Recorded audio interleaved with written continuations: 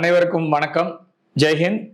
இன்னைக்கு நம்ம பார்க்க போற விஷயம் ஆகஸ்ட் மாதம் 1ஆம் தேதி அன்னைக்கு திரு அஜித்குமார் தோவல், நம்மளுடைய தேசிய பாதுகாப்பு ஆலோசகர், அவருக்கு ஒரு முக்கியமான ஒரு விருது, திலக் விருது, அதாவது லோகமானிய திலக் நேஷனல் அவார்டு அப்படிங்கிற ஒரு முக்கியமான அவார்டு வந்து கொடுக்கப்பட்டிருக்கிறது. அந்த அவார்டு வந்து என்ன முக்கியத்துவம், அந்த அவார்டு செரிமனி, அதாவது அவார்டு நடந்த நிகழ்ச்சியை ஒட்டி நடந்திருக்கிற முக்கியமான விஷயங்கள்லாம் கொஞ்சம் ஒரு சுருக்கமான ஒரு செய்தியாக நம்ம பார்ப்போம், பெருசா இல்லைனாலும். ஸோ முதல்ல இந்த லோக்மானிய திலக் அவார்டு அப்படிங்கிறது வந்து பல்வேறு துறைகளில் சாதனை பண்ணவங்களுக்காக கொடுக்கப்படுகின்ற ஒரு அவார்டு. அதாவது நம்மளுடைய பத்மஸ்ரீ, பத்மபூஷன், பத்மவிபூஷன், பாரத ரத்னா அப்படிங்கிறது கவர்மெண்ட் கொடுக்குதுன்ற மாதிரி இது வந்து திலக் சொசைட்டின்னு ஒன்று இருக்கு. அதாவது மகாராஷ்டிரால லோகமானிய திலக் அப்படிங்கிறவர் நம்மளுடைய சுயராஜ்யத்துக்காக, அதாவது இந்தியாவுடைய விடுதலைக்காக போராடி தன்னுடைய உயிரை தியாகம் பண்ணார். ஜெயிலில் இருந்திருக்காரு, வெள்ளைக்காரன் எதிர்த்து பேப்பர் நடத்தியிருக்காரு. அந்த பேப்பர் வந்து மராத்திலையும் நடத்தியிருக்காரு, இங்கிலீஷ்லையும் நடத்தியிருக்காரு. அந்த பேப்பர் நடத்தி சுதந்திரத்துக்காக பாடுபட்டதுக்காக 6 வருஷம் அவரை கொண்டு போய் பர்மால ஜெயிலில் வச்சாங்க. திரும்ப வந்து அதே வேலையை தான் செஞ்சார். ஸோ அந்த மாதிரி நீ என்ன வேணா பண்ணிக்கோ, அதை பத்தி எனக்கு கவலை இல்லை, ஆனா இந்தியா வந்து சுயராஜ்யத்தை, அதாவது ஸ்வராஜ்யா அப்படிங்கிறது என்னுடைய பிறப்புரிமை அப்படின்றத அவருடைய தாரக மந்திரமா வச்சு அவர் வந்து தன்னுடைய வாழ்க்கையை நடத்தி காமிச்சு, அந்த மூலமாக அவர் என்ன சொல்றது, சுதந்திர போராட்ட வீரன் அப்படின்னு எடுத்துக்கலாம், சுதந்திர போராட்ட தியாகி அப்படின்னு அவர் சொல்லலாம். ஸோ உயிரை வந்து துச்சமா நினைச்சு ஸோ அவருடைய வாழ்க்கையை நடத்தினார். ஸோ அவருடைய அந்த அந்த வாழ்க்கை எப்படி இருக்குதோ அதே மாதிரி இந்தியாவில் இருக்கக்கூடிய பெருந்தலைவர்கள், பொலிட்டிக்கல், அப்புறமா சயின்ஸு, அப்புறமா ஆக்டிவிசம், இந்த மாதிரி பல்வேறு துறைகளில் யார் யாரெல்லாம் பெரிய சாதனை பண்ணுறாங்களோ, யார் யாரெல்லாம் நாட்டுக்காக உழைக்கிறாங்களோ, இல்லை ஏதாவது ஒரு முக்கியமான செயல்களில் ஈடுபட்டுருக்காங்களோ அவங்களுக்கெல்லாம் வந்து அவார்டு கொடுத்துருக்காங்க. இந்த அவார்டு வேறு யாரெல்லாம் வாங்கியிருக்கான்னு பார்த்தீங்கன்னா, இதுக்கு முன்னாடி இருந்த, அதாவது இப்போ இருக்கக்கூடிய பிரதமர் நரேந்திர மோடி அவர்களுக்கு வழங்கப்பட்டிருக்கிறது. அதே மாதிரி முன்னாள் பிரதமர்கள் அப்படின்னு பார்த்தீங்கன்னா மன்மோகன் சிங் அவர்களுக்கு வழங்கப்பட்டிருக்கிறது, இந்திரா காந்தி அவர்களுக்கு வழங்கப்பட்டிருக்கிறது, வாஜ்பாய் அவர்களுக்கு வழங்கப்பட்டிருக்கு, இவங்கெல்லாம் வாங்கியிருக்காங்க. அதே மாதிரி இன்ஃபோசிஸ் நாராயணமூர்த்தி, அப்புறமா மெட்ரோவுடைய இந்தியாவில் இருக்கக்கூடிய மெட்ரோவின் தந்தைன்னு எடுத்துக்கலாம், அவரு ஸ்ரீதரன் சார், அவருக்கு கொடுத்துருக்காங்க. ஏன் இப்போ ரீசெண்டாக போராடி இந்த உண்ணாவிரதெல்லாம் இருந்தார்ல டெல்லியில், சோனம் வாங்சுக், அவருக்கு கூட வழங்கியிருக்காங்க. வேற வேற ஜேர்னலில் வழங்கியிருக்காங்க. அப்படிப்பட்ட ஒரு முக்கியமான ஒரு விருது. அந்த விருது வந்து இவருக்கு, அதாவது அஜித்குமார் தோவல் அவர்களுக்கு வழங்கப்படுகிறது. இந்த வருஷத்துக்கான விருது.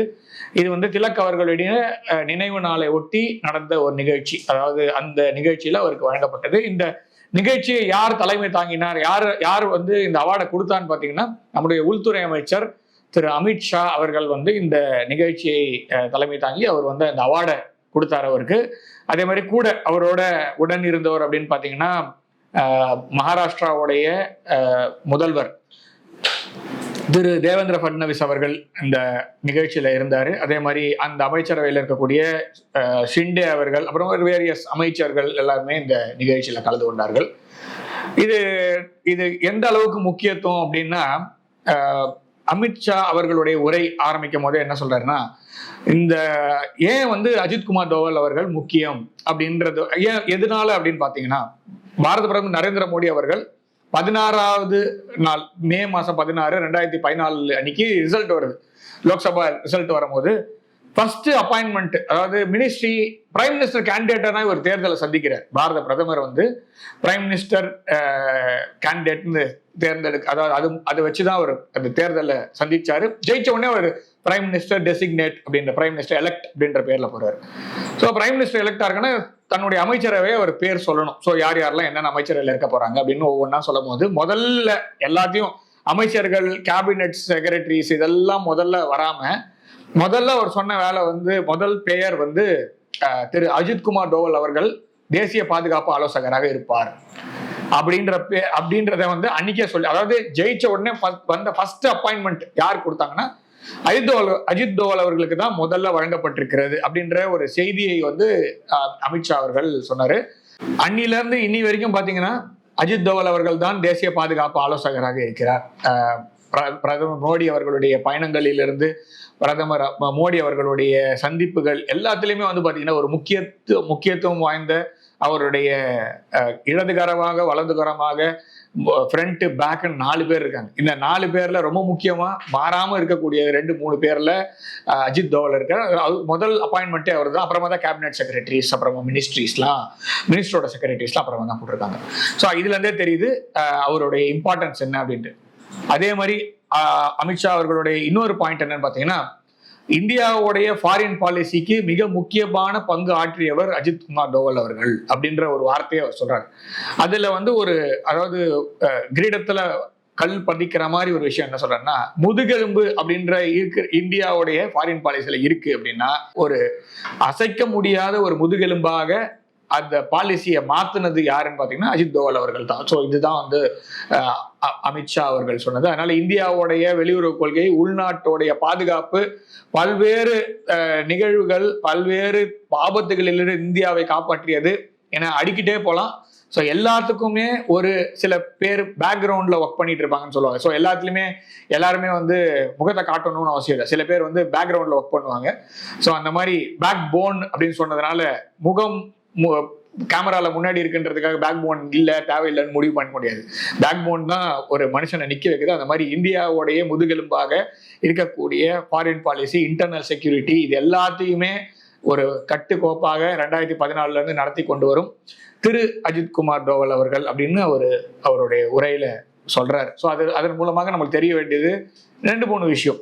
நிறைய லிஸ்ட் பண்றாரு. அதாவது 2008 பாரத பிரதமர் நரேந்திர மோடி அவர்கள் குஜராத்தோடைய முதல்வராக இருக்கும் போது நிறைய இந்த குஜராத்ல பாம் பிளாஸ்ட் இதெல்லாம் நடக்கும் போது அந்த என்ன சொல்றது வழக்குகளை விரைவாக முடிப்பதற்காகவும் அந்த கேஸை சால்வ் பண்றதுக்காக அப்போது அவருடைய உதவி நாடப்பட்டது. அது சிறப்பா செஞ்சு கொடுத்தாரு அப்படின்றதெல்லாம் நம்மளால பார்க்க முடியுது.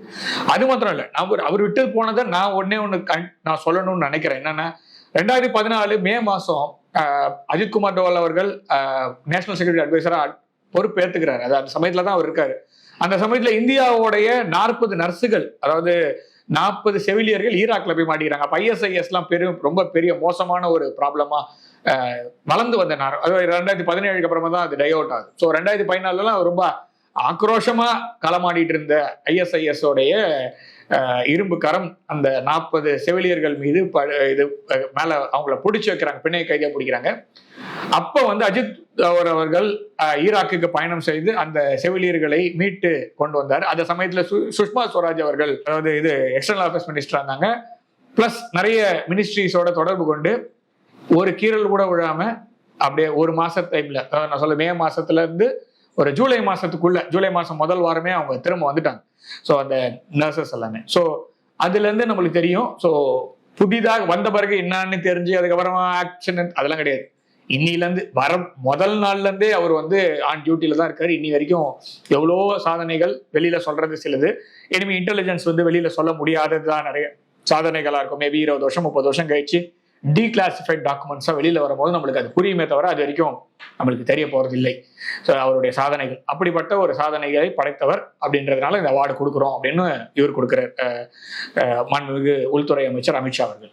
அதுக்கு தொடர்ந்து பேசிய இவர் நம்மளோட ஹீரோ ஆஃப் த டே அஜித் குமார் தோவல் அவர்கள் என்ன சொல்றாருன்னா, சுயராஜ்யம் என்னுடைய பிறப்புரிமை அப்படின்னு சொன்ன திலக் அவர்களுடைய இந்த ஊரில் நான் வளர்ந்திருக்கிறேன். அவர் அவருடைய பால்ய, அதாவது என்ன சொல்றது, பாலப்பருவம், குழந்தையா இருக்கும் போது அவர் பூனே அப்படின்ற அந்த ஊர்லயே தான் இருந்திருக்காரு. அந்த ஊர்ல தான் திலக் அவர்களுடைய பல விஷயங்கள். அதனால எனக்கு திலக் அவர்கள் முன்னாடியே பரிச்சயமாக இருப்பதற்கு காரணம் என்னுடைய குழந்தை பருவத்தை இந்த ஊர்ல புனேல நான் கழித்தேன் அப்படின்றத அவர் சொல்றாரு.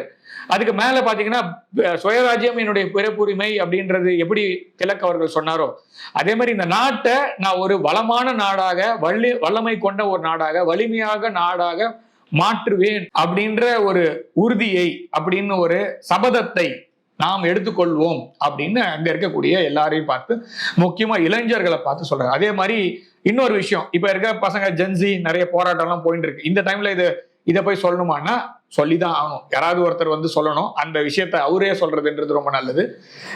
சுதந்திரம் அப்படின்றது எதை வேணா செய்யலாம் அப்படின்றது கிடையாது. சுதந்திரம்ன்றது எதை செய்யணுமோ அதை மாத்திரம் செய்யணும். அதை செய்யும் போது வேற எந்த தடங்களும் இல்லாத மாதிரி, அதாவது வேற யாருக்கும் பிரச்சனை இல்லாம இதை செய்தால் ஒரு நல்லது நடக்கும் அப்படின்ற மாதிரி விஷயத்த தடையின்றி செய்வதற்கு எது உதவுகிறதோ அதுதான் சுதந்திரமே தவிர நான் நினைக்கிறது எல்லாத்தையும் நான் செய்வேன், நான் வந்து என்ன வேணா செய்வேன், இந்த நாடு சுதந்திர நாடுன்னா சுதந்திர நாடு அப்படின்னா அந்த சுதந்திரம் அப்படிங்கிறது வரையறுக்கப்பட்ட சுதந்திரமாக இருக்க வேண்டும். இது வந்து பல்வேறு நாடுகள் நம்ம பார்க்கிறோம். வரையறுக்கப்படாத சுதந்திரமும் வரையறுக்க முடியாத மக்களாட்சி தத்துவம் கொண்ட நாடுகள், பல நாடுகள் வீணா போறதையும் ஃபெயில் ஆகிறதையும் நம்ம பார்க்கிறோம். அதை தான் ஒரு எடுத்துக்காட்டு சொல்றாரு. சுதந்திரம் என்பது நீங்க நினைச்சதெல்லாம் செய்யறது கிடையாது, எது நல்லதோ அதை தடையின்றி செய்வது அப்படின்றதுதான் சுதந்திரம். 4 பேருக்கு நல்லது நடக்கணும், அதுக்கு என்ன செய்யணுமோ அதுதான் சுதந்திரமே தவிர தான் தோன்றித்தனமாக என்னன்னா நடக்கலாம், அதோட அவுட்கம், அதாவது பின்னாடி என்ன நடக்க போகுதுன்றதை பத்தி எந்த யோசனை இல்லாம செய்வது பேர் சுதந்திரம் அல்ல அப்படிங்கறது அவருடைய பாயிண்ட் அவர் வச்சாரு. அதுக்கு மேல இந்த உறுதிமொழியை எடுத்துக்க வச்சிருக்காரு. அதாவது எப்படி வந்து சுயராஜ்யம் என்னுடைய பிறப்புரிமை அப்படின்னு திலக் அவர்கள் சொன்னாரோ அதே போல இது வந்து இந்தியாவை வல்லமையான ஒரு வலிமையான பாரதமாக மாற்றுவோம், அதுதான் நம்மளுடைய பிறப்புரிமை அப்படின்ற ஒரு விஷயத்த அவர் சொல்லியிருக்காரு. 3 விஷயங்களை அவர் வந்து இளைஞர்களுக்கு சொல்லியிருக்காரு. ஒன்று vital, essential and desire. So 3, அதாவது வைட்டல் அப்படின்னா என்னன்னா காலையில எழுந்த உடனே நான் உணவு சாப்பிடணும் அப்படிங்கிறது ஒரு எக்ஸாம்பிளா நான் சொல்றேன். வைட்டல் அப்படின்னா ஒரு காலையில் எழுந்த உணவு சாப்பிடணுன்றது ஒரு முக்கியமான ஒரு தேவை. ஸோ அது இல்லாம அதை வந்து நான் ஸ்கிப் பண்ணவே முடியாது, அது வந்து இல்லைன்னு சொல்ல முடியாது. ஸோ அதை வந்து அது முக்கியமான ஒரு தேவையா வைக்கிறேன், அதை நான் மாற்ற முடியாது, அதை கண்டிப்பா தள்ளி போட முடியாதுன்றது வைட்டல். சரி, நெக்ஸ்ட் வந்து எசென்ஷியல். அந்த உணவை நான் எங்க சாப்பிடணும்னு இருக்கு. நான் வந்து வீட்லயே சாப்பிடலாம், இல்லை ஒரு சாதாரண ஒரு உணவகத்தில் சாப்பிடலாம், இல்லை ஏதோ முக்கியம் ஒரு சாதாரணமாக ஒரு உணவை சாப்பிடலாம். நான் 5 ஸ்டார் ஹோட்டல் தான் சாப்பிடுவேன் அப்படின்றது டிசையர்ட். ஸோ இதில் எது முக்கியமோ அதற்கு முதல், அதாவது இதுதான் எசென்ஷியல், இது மாற்றவே முடியாது அப்படின்றது வைட்டல். ஸோ அதுக்கு முதல் ப்ரெஃபரன்ஸ் கொடுங்க. 2வது ஸோ அதாவது எசென்ஷியல். ஸோ இதை மாற்றவே முடியாது, ஸோ இதில் கொஞ்சம் மாற்றலாம், ஆனால் எங்கே வேணுமோ அங்கே எது அத்தியாவசியம் அப்படின்றத பார்க்க போகுது எசென்ஷியல். 3வது எனக்கு இன்னைக்கு ஆசை இருக்கு, ஆனா இதை பண்ண முடியுமா, இன்னைக்கு பண்ணாம வேற எதாவது பண்ணா ஏதாவது பின்னாடி ஏதாவது பண்ணும்போது அதுக்கான இம்பாக்ட் கொஞ்சம் நல்லா இருக்குமா, அதுக்கேற்ற மாதிரி நம்ம டிசைட் அப்படின்றது 3வதாக தள்ளி வைங்க. ஸோ நமக்கு எது முக்கியமோ அதை வந்து முதல்ல செய்யுங்க. அதை செய்யும் போது 2வதாக இருப்பது வந்து எசென்ஷியலா இருக்கிறது செய்யுங்க. 3வது வந்து உங்களுக்கு ஆசைப்படுறத வந்து தள்ளி போடுங்க. கொஞ்ச நாள் கழிச்சு நீங்க எப்போ உங்களுக்கான சிச்சுவேஷன் வருதோ அப்ப நீங்க பண்ணுங்க அப்படின்ற மாதிரி ஒரு தாரக மந்திரத்தை அவர் வந்து சொல்லியிருக்காரு. இந்த VED நீங்க உங்களோட வாழ்க்கையில கடைப்பிடிச்சீங்கன்னா உங்களுடைய அடுத்த கட்ட நகர்வுக்கு அது மிகவும் ஒரு பொறுப்பான எளிதான ஒரு பாதையாக இருக்கும் என்று அவர் சொல்லியிருக்காரு. சரி, இந்த VED-ய தேசியத்துக்கு எப்படி பயன்படுத்துவது அப்படின்றதையும் அவர் சொல்றாரு. நேஷனல் இன்ட்ரெஸ்ட் அப்படின்றது வைட்டல் அப்படின்னு சொல்றாரு. அதாவது தேசத்துக்கான முக்கியத்துவம் அப்படின்றது வைட்டல் முதல். இரண்டாவது வந்து பர்சனல். ஸோ எனக்கு தேவையான, எனக்கு எசென்ஷியலா இருக்கக்கூடியது 2வது. நான் எனக்கும் தேவையில்லை, நேஷனுக்கும் தேவையில்லை, ஆனா நான் ஏதோ பண்ணணும்னு நினைக்கிறேன், அதை 3வது இடத்துக்கு ஆசைகளாக பின்னாடி தள்ளுங்க அப்படின்னு சொல்றாரு. இதனால நம்ம தெரிஞ்சுக்க வேண்டியது என்னன்னா, இவரு அஜித் தோவல் அவர்களுடைய பேச்சோடைய முடிவுல அவர் சொல்றது, திலக் அவர்கள் வாழ்க்கையில் பல விஷயங்களை இழந்திருக்கிறார். அவருடைய மகன் பிளேக் நோயால இறந்து போறார், அதை கூட பொருட்படுத்தாம தேசப்பணின்னு சொல்லிட்டு அவர் வந்து தேசத்துக்காக தன்னுடைய பணியை தொடர்ந்து இருக்கிறார். அதே மாதிரி ஜெயிலில் போட்டிருக்காங்க, அவருடைய பேப்பரை முடக்கியிருக்காங்க. என்னென்ன இன்னல்கள் வந்தாலும் அவர் எடுத்துக்கிட்ட அந்த சபதம், அதாவது அந்த உறுதி வந்து பாத்தீங்கன்னா மாறவே இல்லை. அதாவது பிறப்புரிமை அப்படின்ற ஒரு விஷயத்த சுயராஜ்யத்துக்கு கொண்டு வந்தார். அதே மாதிரி நம்ம அஜித் தோவல் அவர்கள் சொன்ன அந்த இந்தியாவை வலிமையாக நாடாக மாற்றுவது, ஒரு வல்லமை பொருந்திய நாடாக மாற்றுவது. ஒரு படி மேல போனோம்னா என்ன கேட்டீங்கன்னா, நான் இன்னொரு வார்த்தையை சொல்லுவேன், ஆத்ம நிர்பார் அப்படின்னு நம்ம பாரத பிரதமர் சொல்லிட்டு இருக்காரு. ஆத்ம நிர்பாரை நோக்கி, அதுவும் ஒரு விதமான சுயராஜ்யம் தான். ஸோ அதை நோக்கி இந்தியாவை நகர்த்துவது நம்மளுடைய சங்கல்பம், நம்மளுடைய சபதம், நம்மளுடைய உறுதிமொழியாக ஏற்று தோவல் அவர்கள் சொன்ன அந்த பாதையில் பயணிப்போம். எது வைட்டலோ அது முதல்ல முக்கியத்துவம் வைப்போம், எது எசென்ஷியலோ அதை 2வது வைப்போம். நம்மளுடைய ஆசைகளையும் அந்த டிசையர்ஸை கொஞ்ச நாள் தள்ளி வைப்போம், அதுக்கப்புறமா எல்லாமே நல்லது நடக்கும். இன்னொரு நிகழ்ச்சியில் சந்திப்போம். நன்றி, வணக்கம், ஜெய் ஹிந்த்.